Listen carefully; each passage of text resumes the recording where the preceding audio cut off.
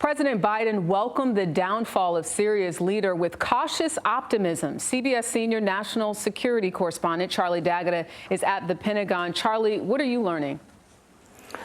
Well, good evening, Jerika. Defense officials tell CBS News that U.S. warplanes have conducted multiple airstrikes inside Syria in the past 24 hours. They used B-52 bombers, F-15 fighter jets, A-10 attack aircraft. Jerika, this is a significant escalation in America's ongoing mission against ISIS militants, and it says a lot about the rapidly changing situation on the ground. For all the celebrations and uncertainties following the spectacular fall of the Assad regime in Syria, the upheaval presents the U.S. with yet another unpredictable crisis in an already volatile region, described as a moment of considerable risk by the president today. We will remain vigilant.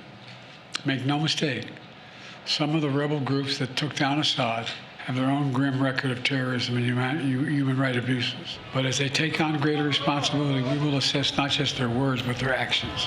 President-elect Donald Trump making his words clear on his social media platform, Truth Social. Syria is a mess. The United States should have nothing to do with it. This is not our fight. Let it play out. Do not get involved. But the United States is already involved. And that wave of U.S. airstrikes reflects the instability in a country where 900 U.S. forces have been operating inside Syria for years, their stated mission to prevent the reemergence of ISIS.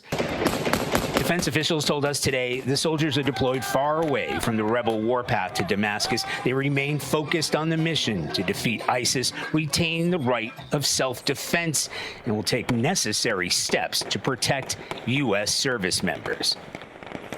And we are learning tonight that the FBI has renewed its call for information leading to the safe location, recovery, and return of American journalist Austin Tice, who's been held in Syria since 2012. Jerika? Charlie, thank you so much. I know you've spent many years covering Syria and the civil war. Do you foresee a smooth transition of power?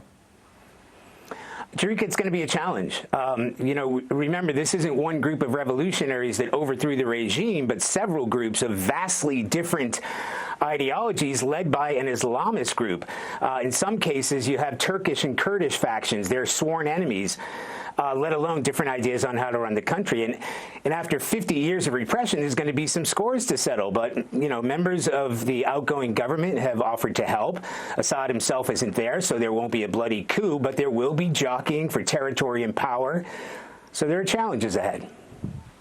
Right, and Biden, at least right now, saying he's willing to talk to all groups. What greater impact could this have on the Middle East region? Well, I think you have to take inventory. Russia didn't come to Assad's aid this time, although it maintains a naval base there. Iran has been decimated. Hezbollah has been decapitated. So this is a real moment of opportunity for the people of Syria, but it will all come down to forming that sort of coalition government going forward. A historic day indeed. Charlie D'Agata, thank you.